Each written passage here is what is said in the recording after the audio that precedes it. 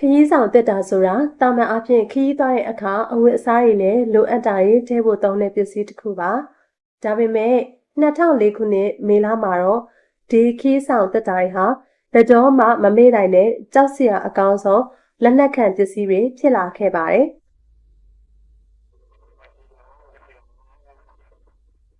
အားလုံးပဲမင်္ဂလာပါရှင်။ပရိသတ်များအားလုံးပဲလေကောင်းကြပါရဲ့လား။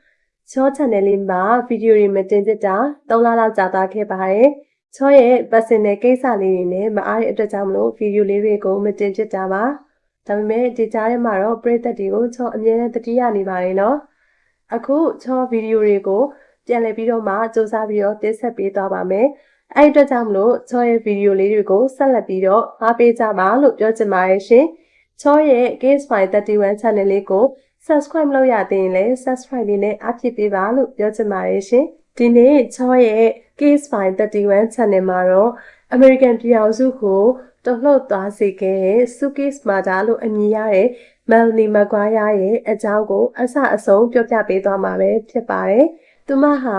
သူနာပြုဆရာမတစ်ယောက်ဖြစ်တယ်လို့ကလေးနှစ်ယောက်ရဲ့မိခင်လည်းဖြစ်ပါတယ်။နောက်ပြီးတော့တခြားသူတွေရဲ့အမြင်မှာသူတို့မိသားစုဟာစံပြမိသားစုလို့တောင်ပြောလို့ရပါတယ်။ဒါပေမဲ့ဒီ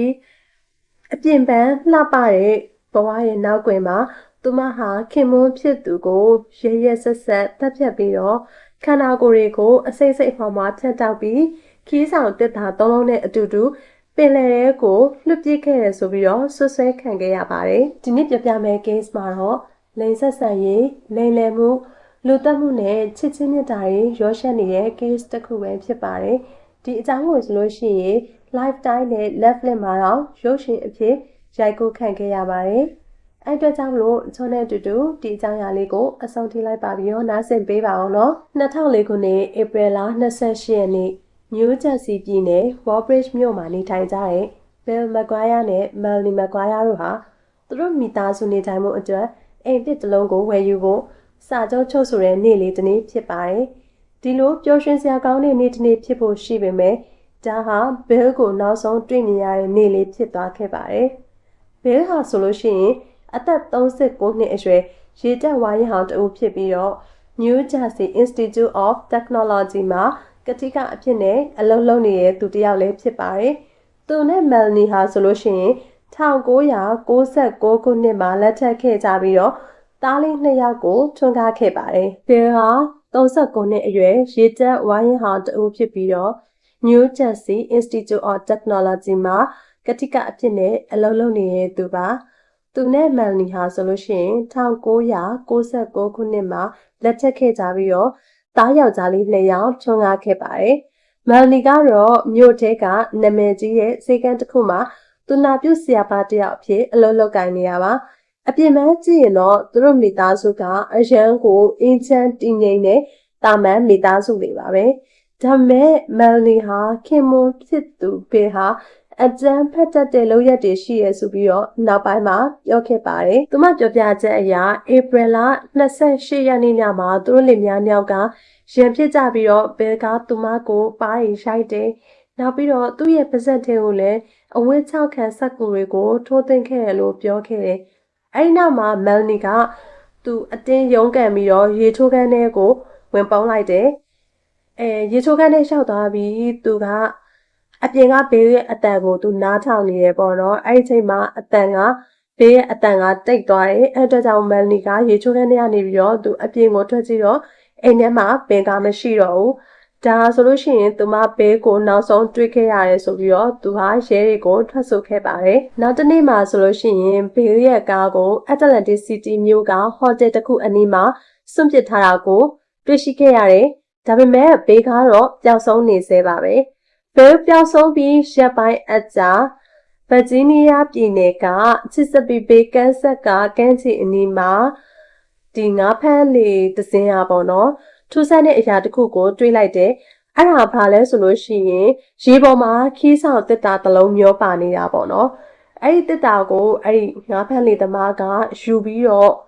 ယူလိုက်တဲ့အချိန်မှာပဲသူက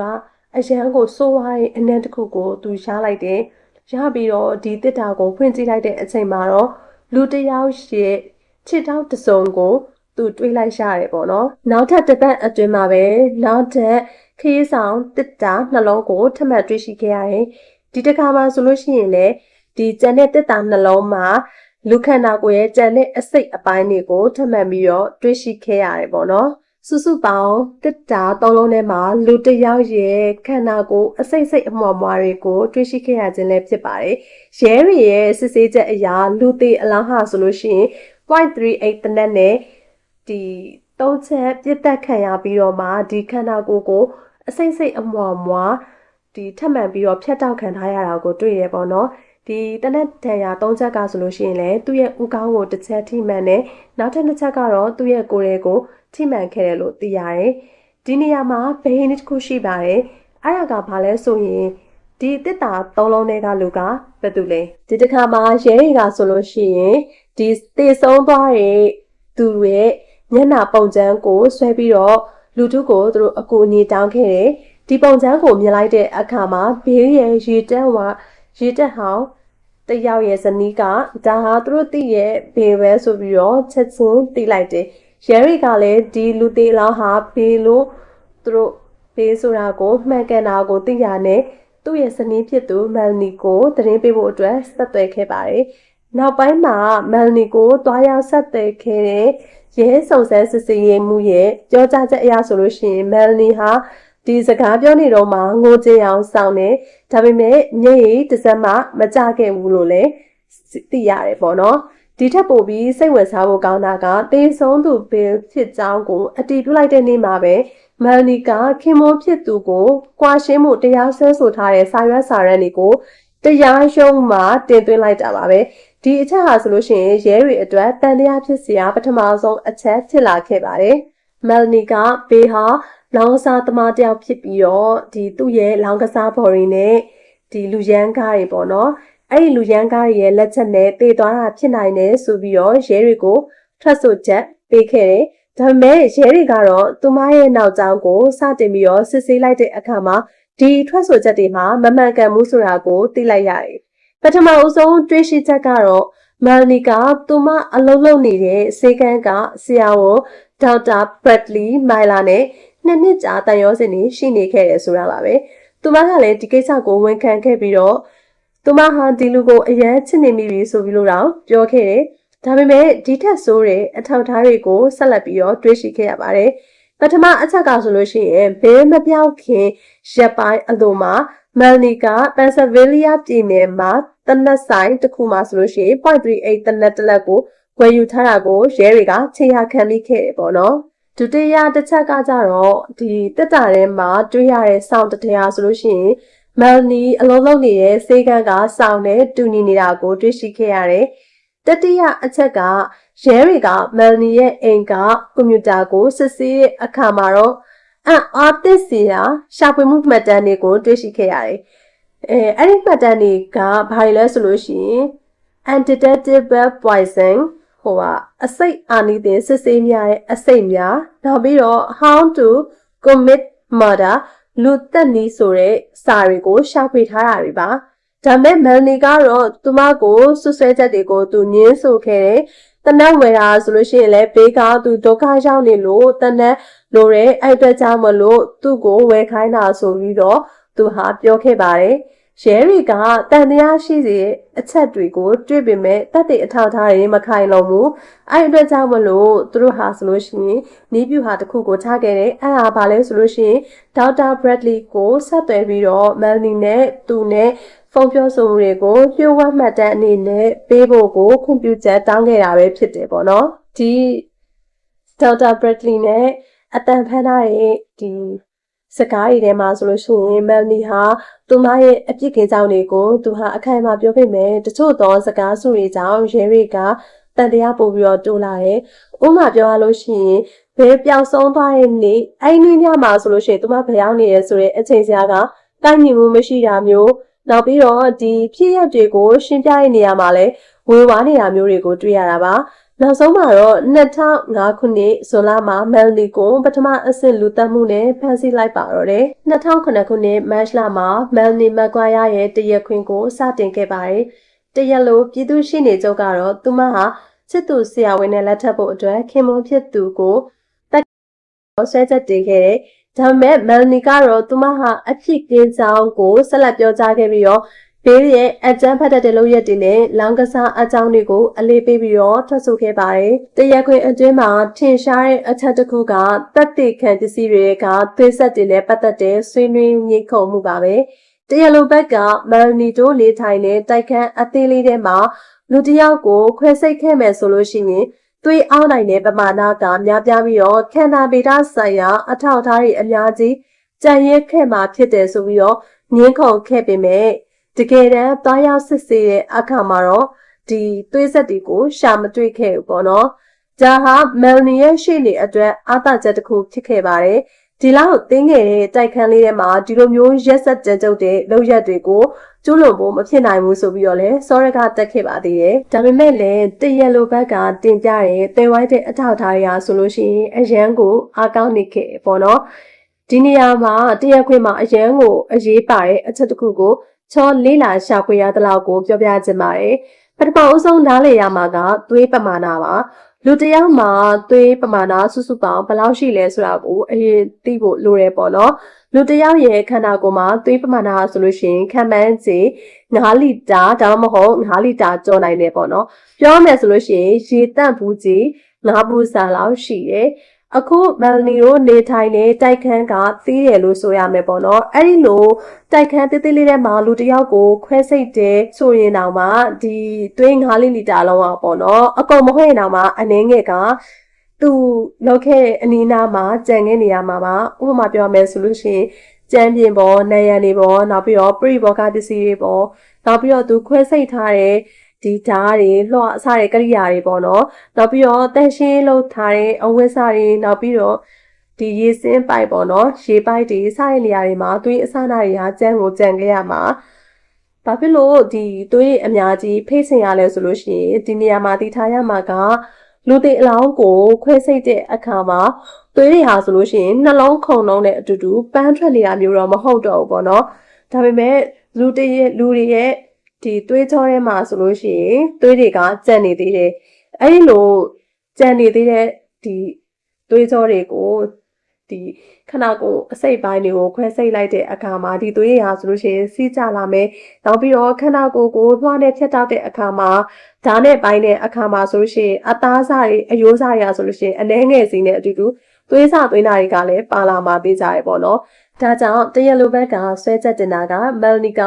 သူတို့အိမ်မှာပဲဘဲကိုတတ်ပြီးတော့ခွဲစိတ်ခဲ့ရဆိုတဲ့အတွက်ဒီလိုတိုက်ခန်းအသေးလေးတွေမှာသွေးတွေကပြည့်နေရမှာသွေးတွေကိုနောက်ပြီးတော့တောက်တယ်ဆေးကြောတယ်ဆိုရင်တော့မှသွေးအောက်လိုက်တဲ့ပမာဏဆိုလို့ရှိရင်ဒီအိမ်ရဲပေါ့နော်အကွဲချောင်းလေးတွေကြမ်းမြင်လေးတွေမှာကြံကိုကြံခဲ့ရမှာဒါပေမဲ့လက်တွေ့မှာဘာဖြစ်လဲဆိုတော့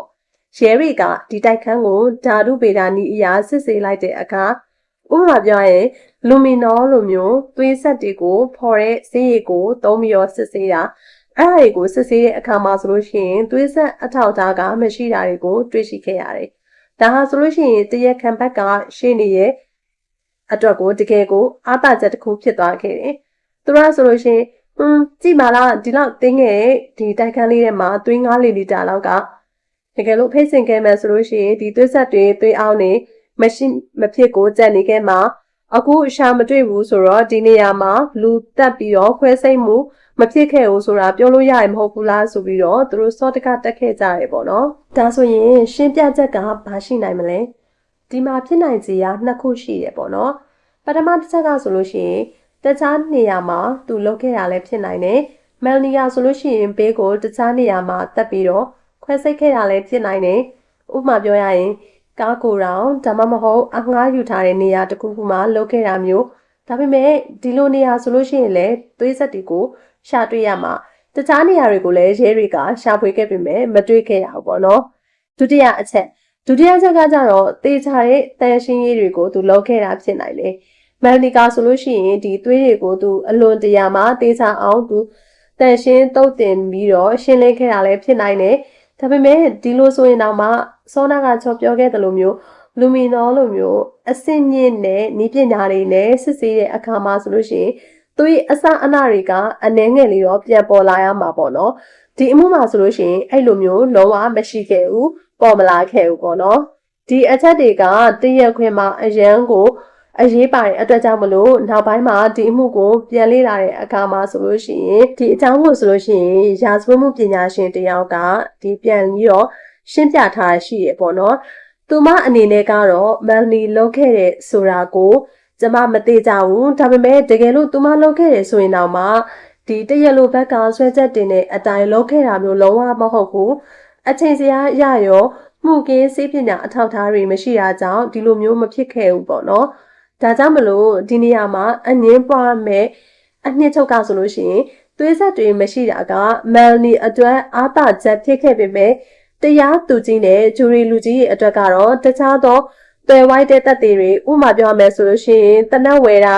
နောက်ပြီးကြလို့ရှိရင်ချစ်သူရှိနေတာနောက်ပြီးအင်တာနက်မှာသူရှာဖွေထားတဲ့စာတွေပေါ့နော်အဲ့ဒါတွေကိုပို့ပြီးတော့အလေးပေးပြီးတော့မယ်လီကိုအပြည့်ရှိကြောင်းသူတို့ဆုံးဖြတ်ခဲ့တာဖြစ်တယ်ဒီအချက်ကဆိုရင်တော့နောက်ပိုင်းမှာ true crime ပရိသတ်တွေနဲ့ဒီပညာရှင်တွေကြားမှာပေါ့နော်မယ်လီဟာတကယ်ပဲအပြည့်ရှိရလားဒါမှမဟုတ်သွဲဝိုင်းတဲ့တပ်တွေရဲ့တားကောင်လားဆိုပြီးတော့ညင်းခုန်စရာတွေဖြစ်လာခဲ့ပါတယ်2009ခုနှစ်ဧပြီလမှာဂျူရီလူကြီးတွေကသူမကိုပထမအဆင့်လူတက်မှုနဲ့တနက်ပိုင်ဆိုင်မှုဆွဲချက်တွေနဲ့အပြည့်ရှိကြောင်းဆုံးဖြတ်ခဲ့ပါတယ်3လအကြာမှာတော့တရားသူကြီးက